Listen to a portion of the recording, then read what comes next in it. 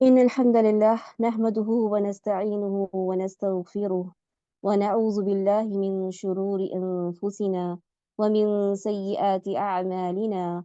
من يهده الله فلا مضل له ومن يضلل فلا هادي له.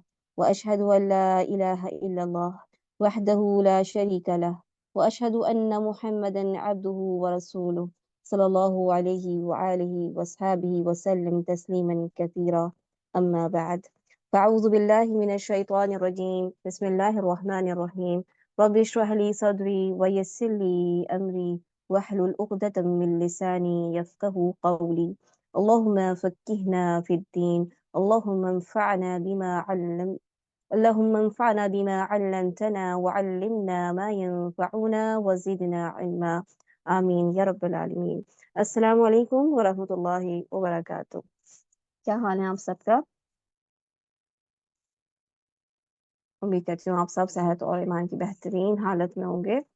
آج کی یہ محفل دراصل سورۃ العلیٰ کی تفسیر کے لیے منعقد کی گئی ہے.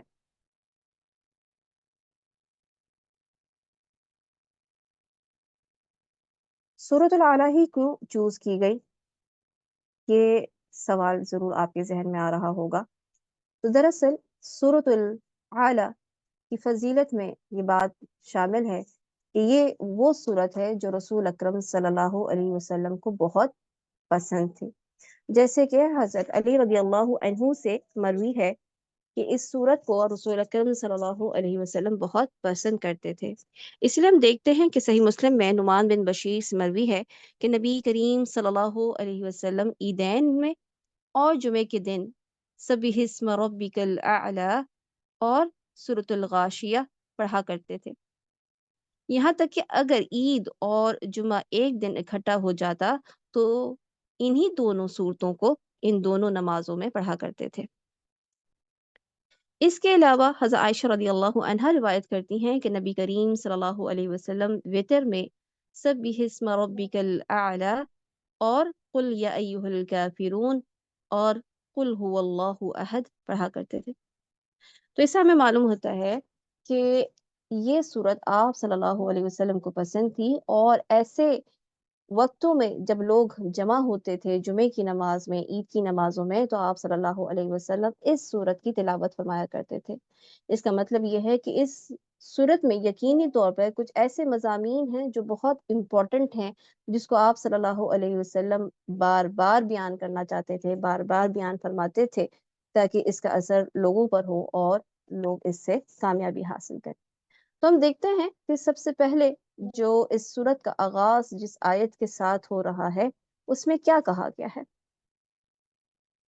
اللہ سبحانہ وتعالی بیان فرماتے ہیں سبح اسم ربک الاعلی، سبح اسم ربک الاعلی، اپنے رب کی نام کی تسبیح کر جو سب سے بلند ہے. کس چیز کا حکم دیا جا رہا ہے؟ یعنی سبح، اس میں حکم ہے، یعنی آغاز حکم کے ساتھ ہو رہا ہے، امر کا صیغہ ہے. حکم کس بات کا دیا گیا اور کس کو دیا گیا؟ رسول اکرم صلی اللہ علیہ وسلم کو حکم دیا گیا. کس بات کا؟ تسبیح بیان کرنے کا. جس چیز کا حکم دیا گیا وہ کیا ہے؟ عبادت ہے. کیا عبادت کرنی ہے؟ تسبیح کرنی ہے. کیا معلوم ہے؟ کیا معنی ہے تسبیح کا؟ تسبیح کا معنی یہ ہے کہ اللہ سبحانہ و تعالیٰ کو ہر برائی سے، ہر عیب سے پاک کرنا. اللہ سبحانہ و تعالیٰ ہی کے لیے ہر قسم کا کمال، اس کی ذات بھی کمال ہے، اس کے افعال بھی کمال ہی کمال ہے، اس کے نام بھی کمال ہے.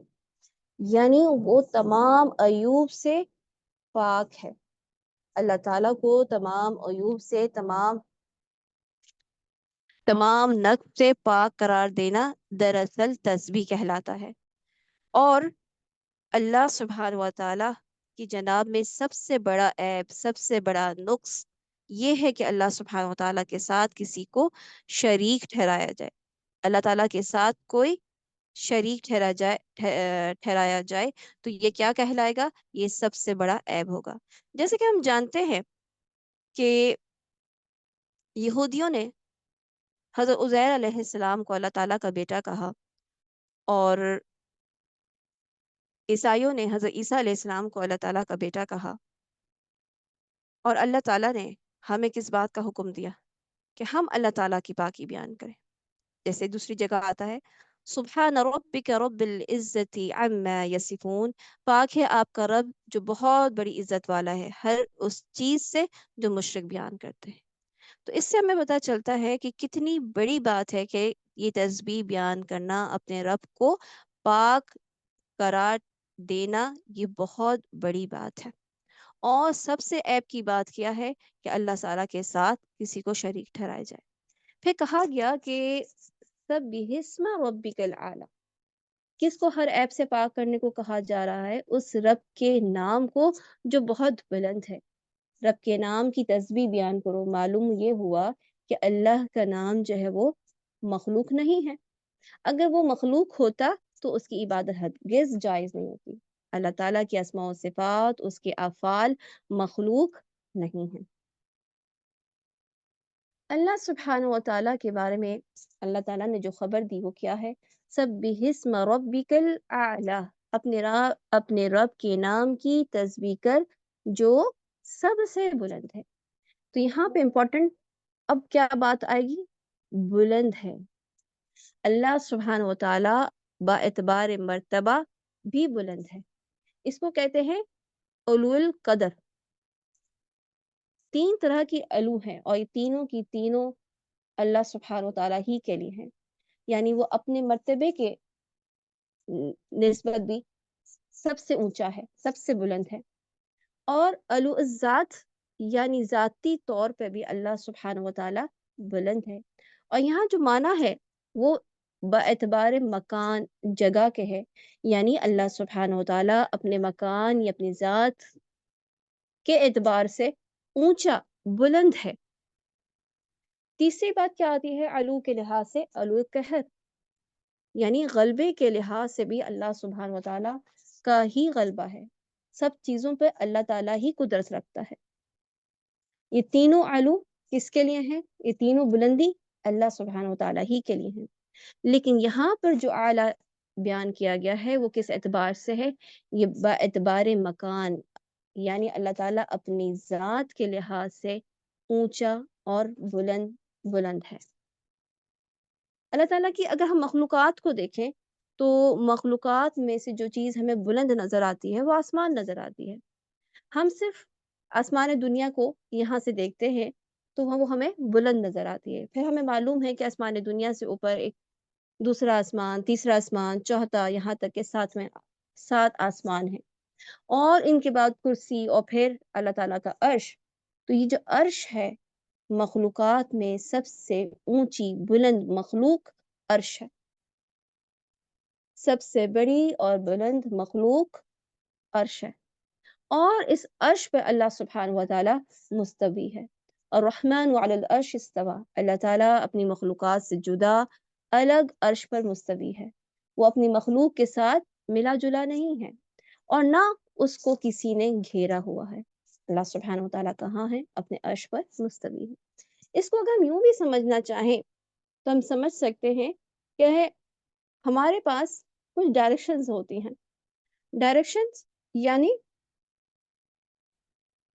کوئی چیز اوپر ہوتی ہے، کچھ نیچے، اور کچھ دائیں اور کچھ بائیں.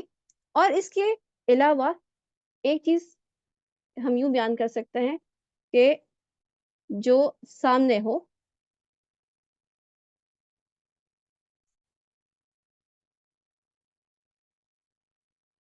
اور ایک چیز جو پیچھے ہو. اس حساب سے آپ کے پاس کتنی ڈائریکشن یا کتنی جہت بن گئی؟ 6. دائیں، بائیں، اوپر، نیچے، آگے، پیچھے. تو اللہ سبحانہ تعالیٰ کے لیے کیا ڈائریکشن ہے؟ اللہ سبحانہ تعالیٰ اعلیٰ ہے، بلند ہے. اللہ بلند ہے، وہ دائیں بائیں آگے پیچھے نہیں، بلکہ اللہ سبحانہ تعالیٰ اپنے عرش پر مستوی ہے، اپنی مخلوق سے جدا ہے. اور جیسے کہ آپ سب جانتے ہیں کہ صرف اللہ سبحانہ و تعالیٰ رات کے آخری پہر میں آسمان دنیا پر نزول فرماتا ہے اور کہتا ہے کوئی ہے جو مجھ سے مانگے اور میں اس کو عطا کروں۔ آگے دیکھتے ہیں کہ تسبیح میں اس آیت میں جب یہ کہا گیا کہ سبح اسم ربک الاعلی، تو آپ صلی اللہ علیہ وسلم کا طریقہ یہ تھا کہ جب آپ اس کی تلاوت فرماتے تو کہا کرتے سبحان ربی الاعلی، پاک ہے میرا رب جو سب سے بلند ہے۔ اس کے علاوہ آپ صلی اللہ علیہ وسلم سجدے میں اس حکم پر عمل کیا کرتے تھے، سبحان ربی الاعلی کہہ کے کم از کم 3 دفعہ۔ تسبیح میں یہ بات شامل ہے کہ اللہ سبحانہ و تعالیٰ کے نام کی تعظیم کرتے رہا جائے، اور اللہ سبحانہ و تعالیٰ کو ایسے طریقے سے یا ایسی جگہ یا ایسے الفاظ میں یاد نہ کرو جو اس کے شان کے لائق نہ ہو، یا جس سے اس کی بے ادبی ہوتی ہو، یا کوئی مذاق کا پہلو نکلتا ہو، یا اس کے ساتھ شریک ٹھہرائے جانے کا کوئی اندیشہ بنتا ہو۔ یعنی مقصد کیا ہے کہ اللہ سبحانہ و تعالیٰ کو اسی ناموں کے ساتھ یاد کیا جائے جس کے ساتھ اللہ سبحانہ و تعالیٰ نے اپنا ذکر کیا ہے۔ اسی طریقے سے یہ بات بھی بہت امپورٹنٹ ہے کہ اللہ کا نام کسی مخلوق پر نہ بولا جائے۔ جب اللہ کا نام پر نام رکھا جائے تو پھر اس کے ساتھ عبد کا لفظ استعمال کیا جائے، یعنی عبد الرحمن رکھا جائے، رحمان نہ کہا جائے۔ یا پھر یہ بھی ممکن ہے کہ جیسے ہم جانتے ہیں کہ اللہ سبحانہ و تعالیٰ السمیع ہے، البصیر ہے، وہ ہر چیز کا سننے والا، ہر چیز کا دیکھنے والا ہے۔ اگر انسان کا نام رکھا جائے تو صرف اور صرف سمیع کہا جائے یا بصیر کہا جائے۔ اور اعلیٰ یہ بھی اللہ تعالیٰ کے لیے ہے، اس کی صفت ہے، تو کسی کا نام رکھنا ہو تو عبد الاعلیٰ تو رکھا جا سکتا ہے، مگر کسی کا نام یوں رکھا جائے کہ ابو الاعلیٰ، یہ تو بہت ہی آپ خود جان سکتے ہیں کہ یہ کیا کہا میں نے۔ تو ابو الاعلیٰ نام نہیں رکھا جا سکتا، نعوذ باللہ۔ آگے آتے ہیں، جس ہستی کی تسبیح بیان کرنی ہے، جس ہستی کی پاکی بیان کرنی ہے، اللہ سبحانہ و تعالیٰ نے اس کی کچھ اور مزید صفات کا بیان کیا ہے کہ اللہ سبحانہ و تعالیٰ کن وجوہات کی بنا پر اس بات کا مستحق ہے کہ اس کی پاکی بیان کی جائے۔ اللہ تعالیٰ فرماتا ہے الذی خلق فسوی، جس نے پیدا کیا اور صحیح سالم بنایا۔ تلاوت سن لیتے ہیں اس کی، پھر اس کے بعد آگے بڑھتے ہیں۔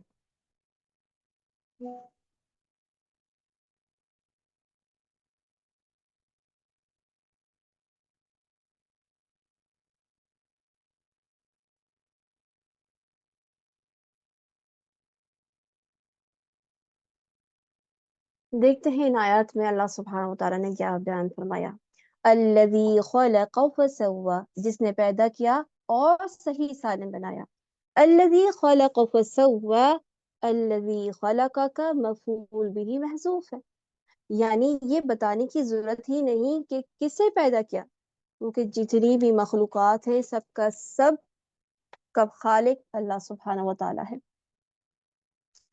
پھر فرمایا فسوی، واپس درست بنایا، یعنی ہر چیز کو ٹھیک، متوازن اور عمدہ ترین شکل میں بنایا۔ کوئی چیز بے ڈھنگ نہیں بنائی، بے ڈھب نہیں بنائی، غیر متوازن اللہ سبحانہ و تعالیٰ نے نہیں بنائی۔ جیسے کہ فرمایا الذی احسن کل شیء خلق، وہ جس نے جو چیز پیدا کی خوبصورت پیدا کی۔ اس آیت میں اور اس کے بعد کی آیات میں اللہ سبحانہ و تعالیٰ اپنی کچھ صفات کا بیان کر رہا ہے جس کی وجہ سے وہ تسبیح کا مستحق ہے۔ فرمایا والذی قدر فہدی، اور جس نے ٹھیک ٹھاک اندازہ کیا اور پھر راہ دکھائی، یعنی اس نے ہر چیز کے متعلق اندازہ لگا کر پہلے لکھ دیا کہ وہ کیا کرے گا، اس کا رزق، عمر، وہ سعادت مند ہوگا، شقاوت والا ہوگا، یہ سب کچھ لکھ دیا۔ اور ان سب کا نام کیا ہے؟ تقدیر۔ اور اللہ تعالیٰ کا اندازہ ہمارے اندازے کی طرح نہیں کہ وہ غلط ہو جائے۔ فہدی، تقدیر کے بعد فہدی، اسی کام کی اللہ تعالیٰ نے ہدایت دے دی۔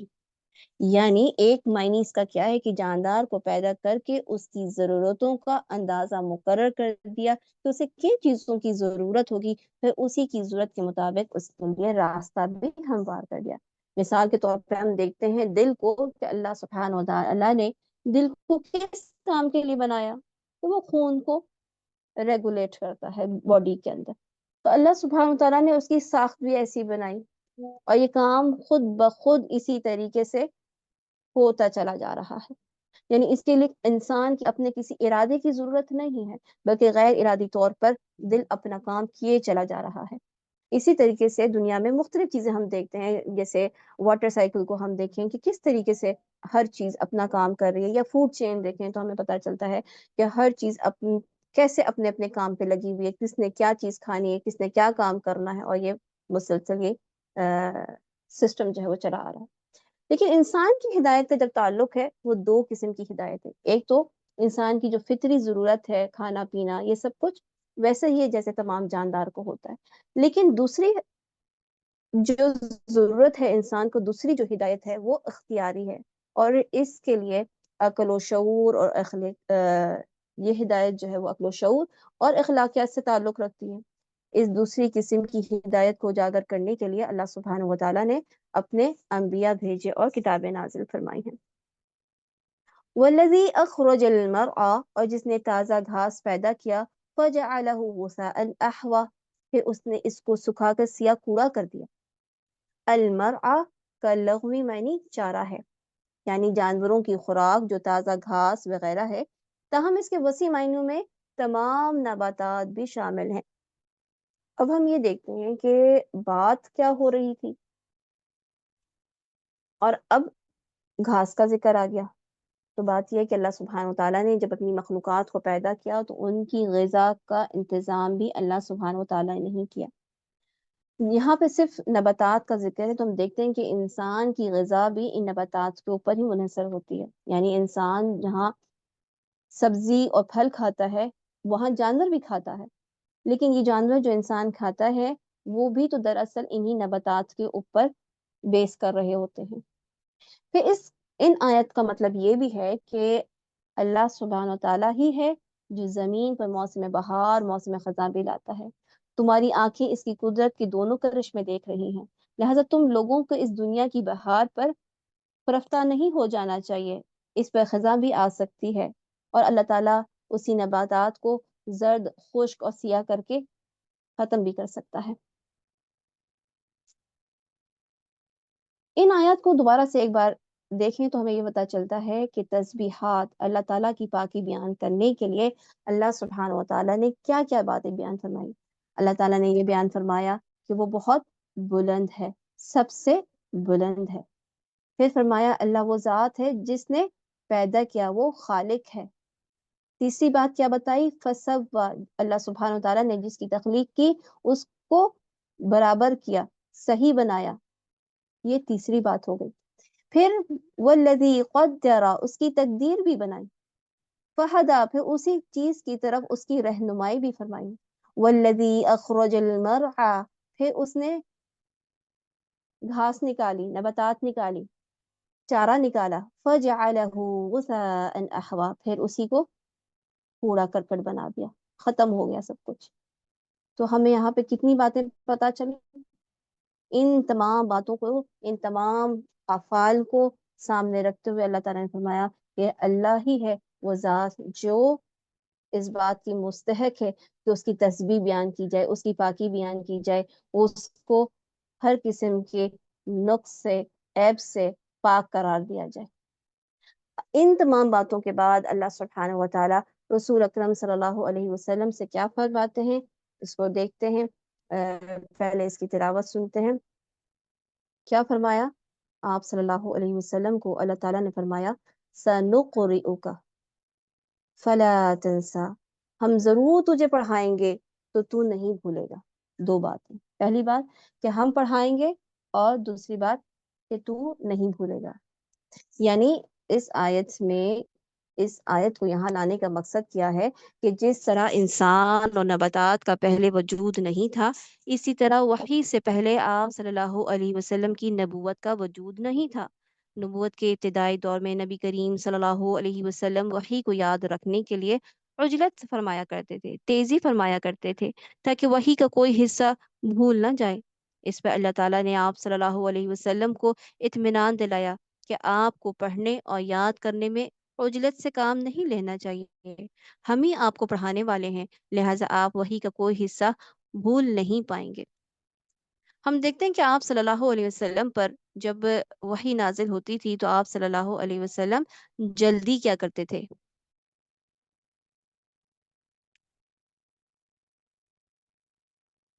اور اس کا ذکر ہمیں سورہ قیامہ میں ملتا ہے. کیا فرمایا؟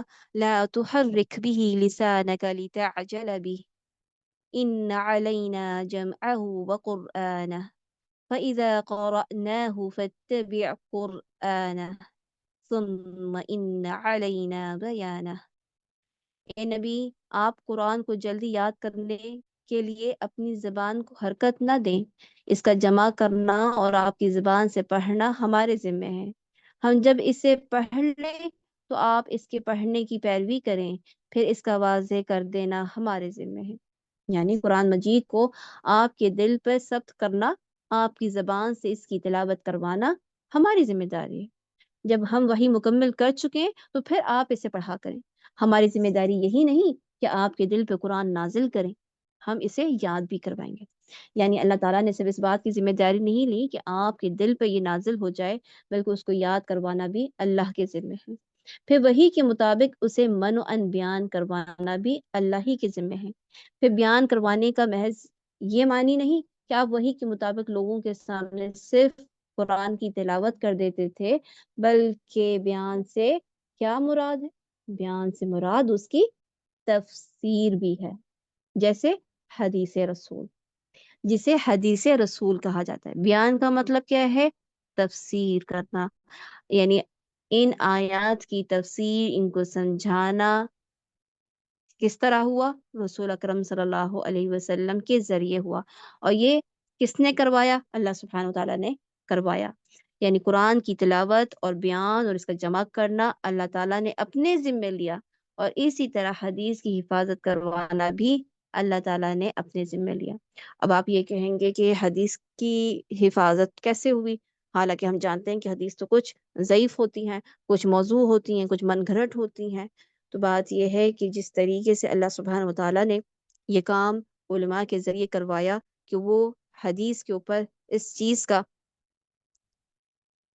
اس کی تخریج کرتے ہیں، بیان کرتے ہیں کہ یہ حدیث صحیح ہے، یہ حدیث گھڑی بھی ہے. تو دراصل یہ سسٹم، یہ بات سمجھانا یا اس بات تک پہنچ جانا کہ کس طریقے سے اس حدیث کو صحیح کہا جائے گا، کس طرح سے اس حدیث کو حسن کہا جائے گا، کس طریقے سے یہ جان لیا جائے گا کہ یہ حدیث ضعیف ہے یا آپ صلی اللہ علیہ یا یہ حدیث من گھڑت ہے یا آپ صلی اللہ علیہ وسلم کے اوپر جھوٹ باندھا گیا ہے.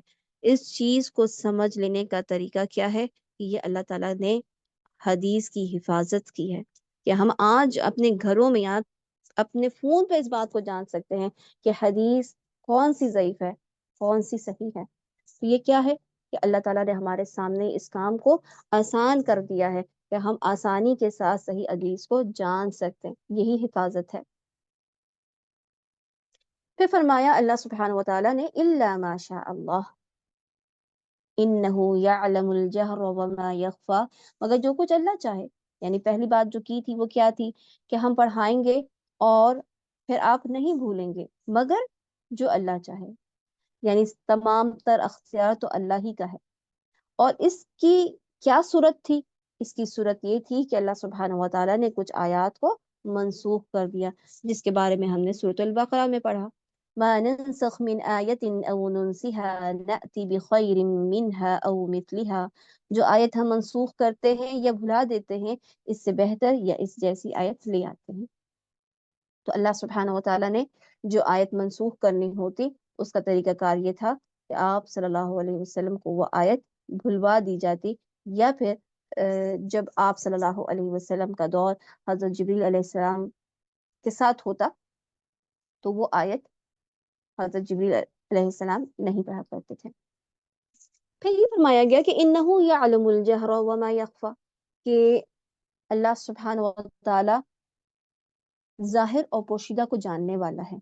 یہ اللہ ہی کے لیے ہے کہ وہ ہر چیز کا جاننے والا ہے، ظاہر کو بھی اور پوشیدہ کو بھی. تو یہاں یہ سوال ہوتا ہے کہ ظاہر کو تو انسان بھی دیکھ رہا ہوتا ہے، پوشیدہ تو سمجھ میں آتا ہے کہ جو چیز چھپی ہوئی ہے اس کا جاننے والا تو صرف اور صرف اللہ ہے. مگر وہ بات جو بلند ہو یا ظاہر ہو، اس کو تو دوسرے لوگ بھی دیکھ رہے ہوتے ہیں.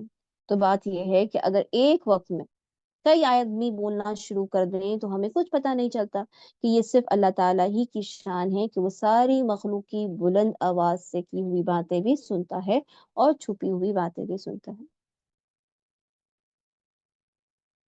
پھر آپ صلی اللہ علیہ وسلم کو فرمایا گیا کہ وَنُيَسِّرُكَ لِلْيُسْرَى، ہم آپ کے لیے آسانی پیدا کر دیں گے۔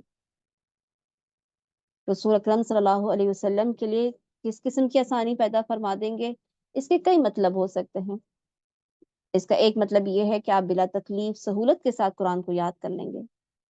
اس کا دوسرا مطلب یہ ہے کہ آپ صلی اللہ علیہ وسلم کو آسان اور سہل شریعت پہ چلائیں گے، یعنی آپ صلی اللہ علیہ وسلم کو جو شریعت دی گئی ہے وہ آسان ہے۔ تیسری بات کیا ہے کہ شریعت کے احکام پر عمل پیرا ہونا بھی آپ کے لیے آسان کر دیں گے۔ چوتھی بات یہ کہ اسلام کے راستے سے ہم تمام رکاوٹوں کو دور کر دیں گے اور کامیابی کی راہ پر گامزن ہونا آپ کے لیے آسان کر دیں گے۔ پانچویں بات یہ ہے کہ آپ صلی اللہ علیہ وسلم کی ذمہ داری بس اتنی ہے کہ آپ صلی اللہ علیہ وسلم لوگوں کو اللہ تعالیٰ کا پیغام پہنچا دیں۔ اس سے آگے کسی مشکل میں پڑنا یا جبرن لوگوں کو اسلام کی طرف لانا آپ کی ذمہ داری نہیں ہے۔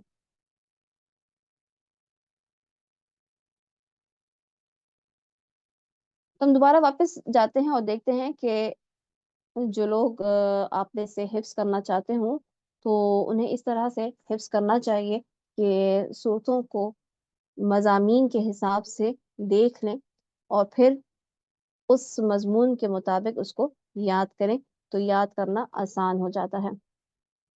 تو شروع میں ہم نے کیا دیکھا کہ تسبیح کرنے کا حکم دیا گیا اور تسبیح کرنے کی وجوہات بیان کی گئی کہ اللہ سبحانہ وتعالیٰ کی تسبیح کیوں کی جائے اور کیوں اللہ ہی تعالیٰ اس بات کا مستحق ہے۔ پھر ہم نے دیکھا کہ آپ صلی اللہ علیہ وسلم کو کچھ اطمینان دلانے والی باتیں کی گئی، یعنی آپ سے کہا گیا کہ آپ قرآن پڑھیے، آپ نہیں بھولیں گے اور بے شک اللہ ہی چھپی اور ظاہر باتوں کو جانتا ہے۔ اور اس میں یہ بات بھی آتی ہے کہ جیسے کہ رسول اکرم صلی اللہ علیہ وسلم اس خوف سے، اس ڈر سے کہ کہیں وہ وحی کو بھول نہ جائیں تو جلدی جلدی جو پڑھتے تھے، تو آپ صلی اللہ علیہ وسلم کا یہ جلدی جلدی پڑھنا اللہ تعالیٰ کو معلوم تھا کہ اس کی وجہ جو چھپی ہوئی ہے کہ کیوں وہ تیزی کے ساتھ اس کو ساتھ ساتھ پڑھتے تھے، تو اس کا جاننے والا بھی اللہ تعالیٰ ہے۔ اللہ تعالیٰ نے اطمینان دلایا کہ آپ کے لیے اللہ تعالیٰ راستہ آسان کر دے گا۔ اس کے بعد اب ایک نئی بات شروع ہو رہی ہے، ایک بار پھر حکم آ رہا ہے۔ کیا فرمایا جا رہا ہے؟ فذکر، یہاں سے لے کر یہاں تک کی ہم پہلے تلاوت سن لیتے ہیں۔ قد افلح من تزکا، بہت ہی خوبصورت آیت۔ ہم اس سے پہلے کیا پڑھنا ہے ہم نے؟ فذکر ان نفعت الذکر، کیا حکم دیا جا رہا ہے؟ یعنی سورت کا آغاز حکم سے ہوا، اب ایک اور دوسرا حکم آیا۔ دوسرا حکم کیا ہے؟ فذکر، نصیحت کیجئے۔ کب نصیحت کیجئے؟ ان نفعت الذکر، اگر نصیحت فائدہ دے۔ فرمایا گیا کہ آپ نصیحت کیجئے جب نصیحت سنی جاتی ہو، خواہ اس نصیحت سے پورا مقصد حاصل ہوتا ہو یا اس کا کچھ حصہ، یعنی جس کو نصیحت کی گئی ہے اگر وہ شخص شر میں بڑھنے لگے، فساد کی طرف اس کا دل مائل ہو جائے، اس میں سے بھلائی کم ہونے لگے، تو پھر آپ صلی اللہ علیہ وسلم اس کو نصیحت کرنے پر مامور نہیں ہیں۔ اب ہم یہ دیکھیں گے کہ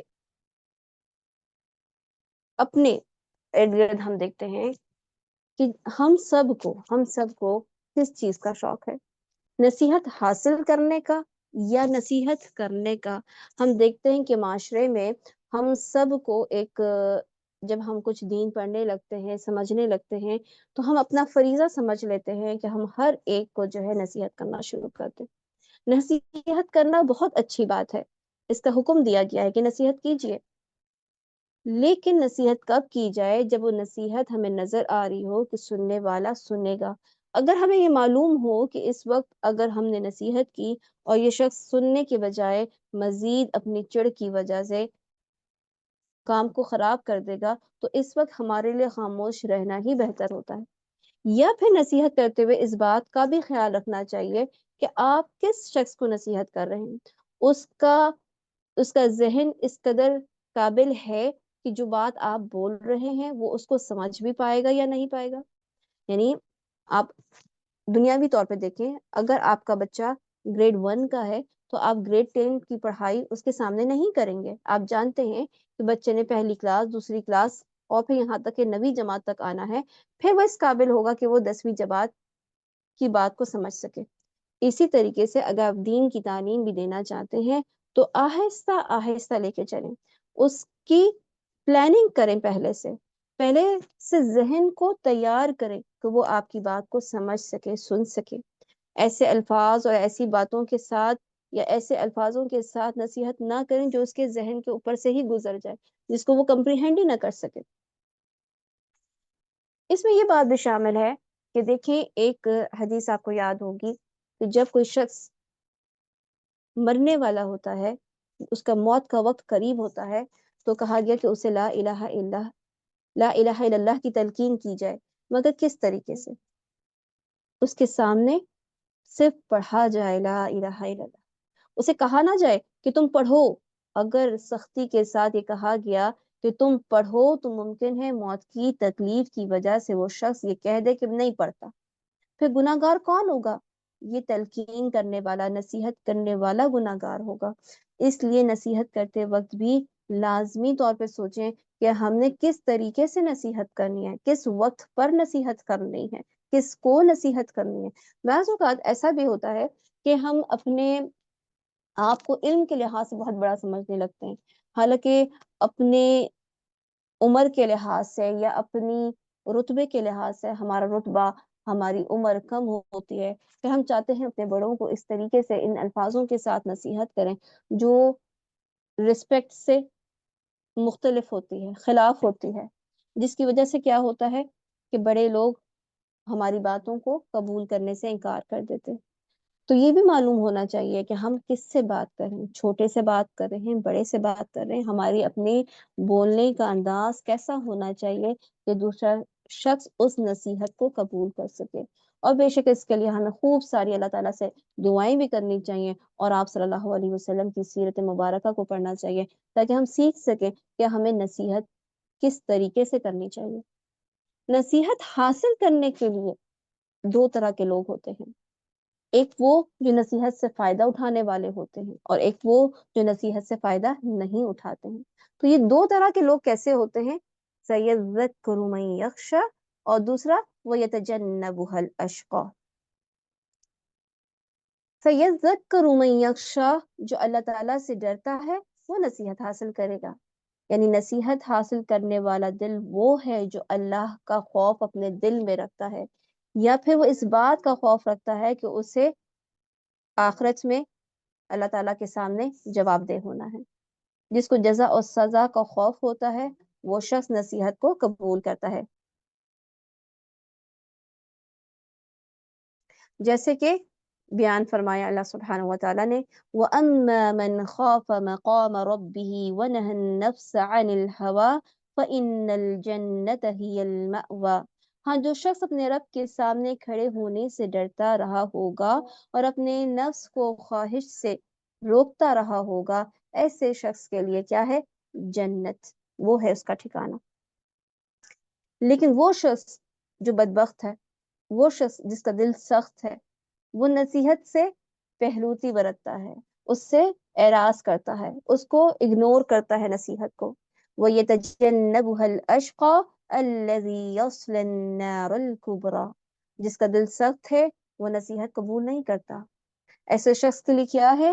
نار الکبریٰ، بڑی آگ۔ بڑی آگ مطلب یعنی دنیا کی آگ سے، جہنم کی آگ دنیا کی آگ سے 69 گنا بڑھی ہوئی ہے۔ یہ ایک ایسی آگ ہے جہاں جانے والا شخص کیسا ہوگا؟ اس کے لیے فرمایا ثم لا يموت فيها ولا يحيا، یعنی نہ مرے گا کہ جان چھوٹ جائے اور نہ ایسی زندگی ہوگی کہ اس میں کوئی اسے راحت محسوس کرے. تو اللہ تعالیٰ سے ہمیں دعا کرنی چاہیے، اللہم لا تجعلنا منہم، اللہ تعالیٰ ہمیں ان میں سے نہ بنائے جن کے دل سخت ہوں. اللہ تعالیٰ سے اپنے دل کی نرمی کے لیے دعا کرنی چاہیے. اور پھر جب کوئی شخص ہمیں نصیحت کرے تو ہمیں اپنے دل کو بڑا رکھنا چاہیے، وسیع رکھنا چاہیے، اس کی نصیحت کو قبول کرنا چاہیے. ممکن ہے فوری طور پر آپ کو بات اچھی نہ بھی لگے، لیکن اس کے باوجود بھی خاموشی اختیار کرنی چاہیے، ٹھنڈے دل سے سوچنا چاہیے کہ اس نے کیا بات بولی ہے. اگر صحیح بات بولی ہے تو نصیحت قبول کر لینی چاہیے. قد افلح من تزکا، اللہ سبحانہ و تعالیٰ نے پچھلی آیات میں کیا بیان فرمایا تھا؟ سخت دل نصیحت قبول کرنے والا نہیں ہوتا، اور جو اللہ تعالیٰ کا خوف رکھنے والا ہوتا ہے وہ نصیحت کو قبول کرنے والا ہوتا ہے. اب مزید بیان کیا جا رہا ہے کہ کامیابی کے لیے کن چیزوں کی ضرورت ہے. کامیابی کے لیے اس صورت میں 3 باتیں بیان کی گئی ہیں جو ایک بنیادی ضرورت ہے انسان کے لیے کہ اگر انسان ان 3 چیزوں پر عمل کرے گا تو کامیابی اس کے لیے ہے. وہ 3 چیزیں کیا ہیں یہ لکھ لیں، یاد کر لیں، اور یہ بات دوبارہ یاد کر لیں کہ یہ وہ صورت ہے جس کو رسول اکرم صلی اللہ علیہ وسلم عیدین کی نماز میں، جمعے کی نماز میں پڑھا کرتے تھے. اور آپ کو معلوم ہے کہ ان نمازوں میں لوگ جمع ہوتے ہیں، اور بار بار مسلسل انہی صورت کا پڑھنا اس بات کی طرف ہمارا دھیان دلاتا ہے کہ ہم سوچیں کہ ان آیات میں کیا بیان کیا گیا ہے، کیوں آپ صلی اللہ علیہ وسلم ہمیشہ اس صورتوں کو پڑھا کرتے تھے. تو اس میں کامیابی کا راز بتایا گیا ہے. کامیابی کس میں ہے؟ تزکا میں. دوسری چیز ذکر میں. تیسری چیز نماز میں.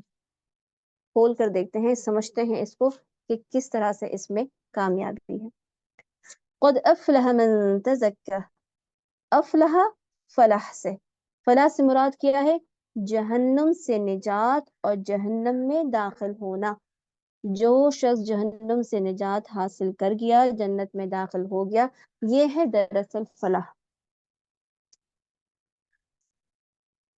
سورۃ آل عمران میں اللہ سبحانہ وتعالیٰ نے فرمایا فَمَن زُحْزِحَ عَنِ النَّارِ وَأُدْخِلَ الْجَنَّةَ فَقَدْ فَازَ، بس جو شخص آگ سے بچا لیا گیا، ہٹا دیا جائے گا اور جنت میں داخل کر دیا جائے گا، وہ کامیاب ہو جائے گا. قد افلح من تزکا، بے شک اس نے فلاح پائی جو پاک ہو گیا. یہاں اللہ تعالیٰ نے اپنے اس بندے مومن کو کامیابی اور کامرانی کی خبر دی ہے جو اپنے نفس کو پاک کر لیتا ہے. اپنے نفس کو پاک کرنے کا کیا مطلب ہے؟ کہ اپنے نفس کو شرک سے، بدعات سے، گناہوں سے پاک کر لیتا ہے. آیت کے صحیح مفہوم کو سمجھنے کے لیے 2 الفاظ کو تفصیل سے دیکھنا ضروری ہے. ایک لفظ کیا ہے؟ افلح، اور دوسرا لفظ ہے تزکا. ہم دیکھتے ہیں قرآن میں افلح، کامیاب ہونے والا کون ہے، اور ان کی صفات کیا بیان کی گئی ہیں. تو ہم دیکھتے ہیں کہ سورۃ البقرہ میں اللہ سبحانہ وتعالیٰ نے فرمایا ذَلِكَ الْكِتَابُ لَا رَيْبَ فِيهِ هُدًى لِّلْمُتَّقِينَ الَّذِينَ يُؤْمِنُونَ بِالْغَيْبِ وَيُقِيمُونَ الصَّلَاةَ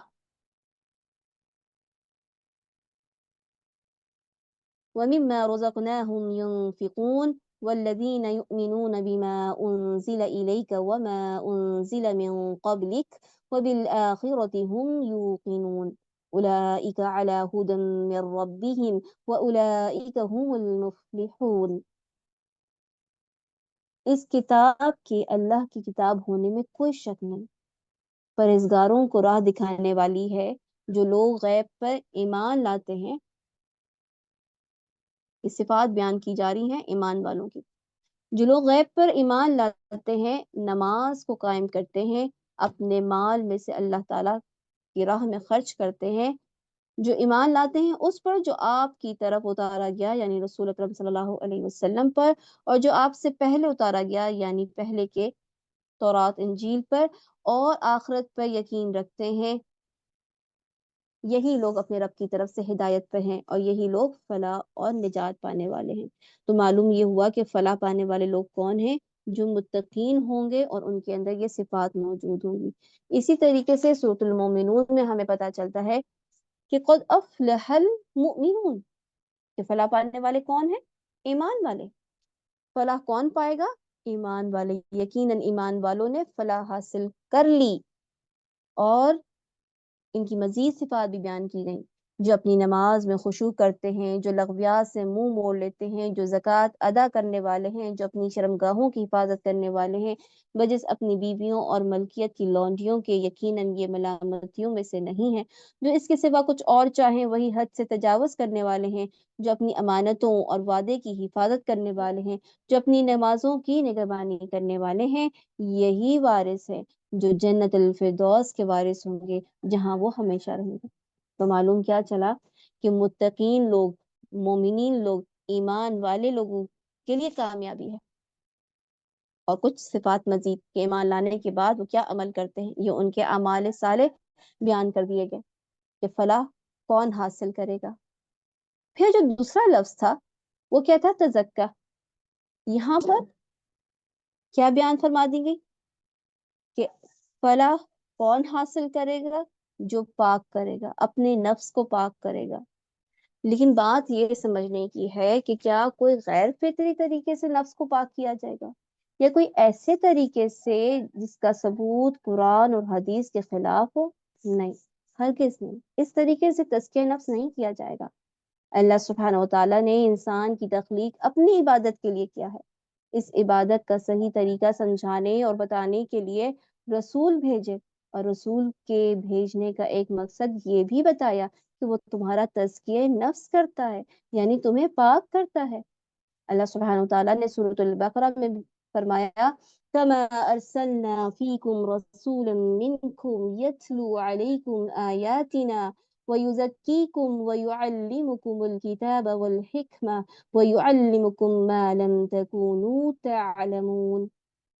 جس طرح ہم نے تم ہی سے رسول بھیجا، اور ہماری آیتیں تمہارے سامنے تلاوت کرتا ہے، اور تمہیں پاک کرتا ہے، اور تمہیں کتاب و حکمت اور وہ چیزیں سکھاتا ہے جس سے تم بے علم تھے۔ کیا معلوم ہوا کہ رسول اکرم صلی اللہ علیہ وسلم کا ایک کام یہ بھی تھا کہ وہ تزکیہ نفس سے لوگوں کو پاک کریں۔ تو ہم دیکھیں گے، ہم سیکھیں گے کہ کس طریقے سے رسول اکرم صلی اللہ علیہ وسلم لوگوں کا تزکیہ نفس کیا کرتے تھے۔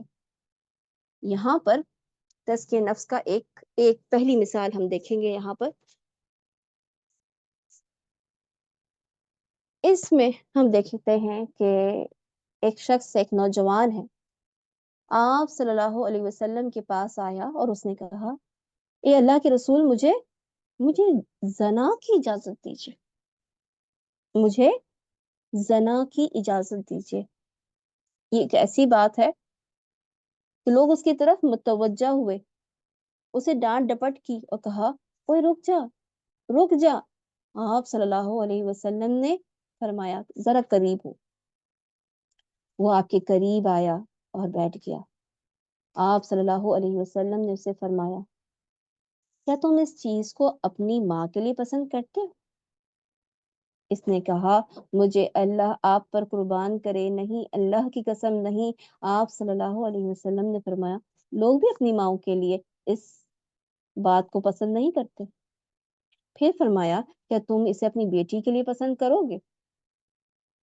اس نے کہا، اے اللہ کے رسول، میں آپ کو قربان ہوں، نہیں، اللہ کی قسم نہیں۔ آپ صلی اللہ علیہ وسلم نے فرمایا، اسی طرح لوگ ہیں، وہ بھی اپنی بیٹیوں کے لیے اس چیز کو پسند نہیں کرتے۔ پھر فرمایا، کیا تم اسے اپنی بہن کے لیے پسند کرو گے؟ اس نے کہا، اللہ تعالیٰ مجھے آپ پر قربان کر دے، نہیں، اللہ کی قسم نہیں۔ آپ صلی اللہ علیہ وسلم نے فرمایا، لوگ بھی اس چیز کو اپنی بہنوں کے لیے ناپسند کرتے ہیں۔ پھر کہا، کیا تم اسے اپنی پھوپھی کے لیے پسند کرو گے؟ یعنی پہلے دیکھیں، پہلے ماں کا نام لیا، پھر بیٹی کا، پھر بہن کا، اور اب فرمایا کہ کیا تم اسے اپنی پھوپھی کے لیے پسند کرو گے؟ اس نے کہا، نہیں، اللہ کی قسم، میں آپ کو قربان ہوں۔ آپ صلی اللہ علیہ وسلم نے فرمایا، تیری طرح لوگ بھی اپنی پھوپھیوں کے لیے اسے ناپسند کرتے ہیں۔ اچھا یہ بتاؤ، کیا تم اسے اپنی خالہ کے لیے پسند کرو گے؟ اس نے کہا میں آپ پر قربان ہوں، نہیں اللہ کی قسم نہیں۔ آپ صلی اللہ علیہ وسلم نے فرمایا لوگ بھی اس چیز کو اپنی خالاؤں کے لیے ناپسند کرتے۔ پھر آپ صلی اللہ علیہ وسلم نے اس پر اپنا ہاتھ رکھا اور یہ دعا فرمائی، اے اللہ اس کی گناہ بخش دے اور اس کی شرمگاہ کی حفاظت فرما۔ اس کے بعد وہ نوجوان کسی چیز کی طرف متوجہ نہیں ہوتا۔ یہاں ہم نے کیا دیکھا؟ اس سے کیا سیکھا؟ اللہ تعالیٰ آج ہمیں بھی اس محبت کے ساتھ، حکمت کے ساتھ لوگوں کی اصلاح اور تزکیہ کرنے والا بنا دے۔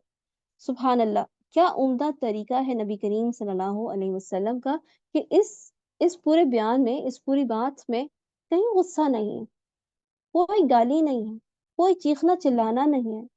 سوال کرنے والے نے کتنا کتنا عجیب سوال کیا ہے، لیکن کوئی کسی قسم کی تذلیل نہیں کی گئی پوچھنے والے کی، نہ اسے کسی قسم کا مراقبہ، نہ کوئی چلہ کاٹنے کے لیے کہا گیا، نہ کوئی غیر فطری طریقہ اپنانے کے لیے کہا گیا، بلکہ ان سب کی جگہ صرف اور صرف دعا۔ اور وہ دعا کیا ہے یہ سب کو یاد ہونی چاہیے، اور ہم اپنی اولادوں کے لیے بھی اس دعا کو کرنا چاہیے، اور تمام مسلمانوں کے لیے بھی اس کے لیے دعا کرنی چاہیے۔ اللہم اغفر ذنبہ وطہر قلبہ وحسن فرجہ، اے اللہ اس کے گناہ معاف فرما، اس کے دل کو پاک فرما، اس کی شرمگاہ کی حفاظت فرما۔ آج بہت فتنہ ہے، ہمیں اپنے بچوں کے لیے اس دعا کو کرنا چاہیے۔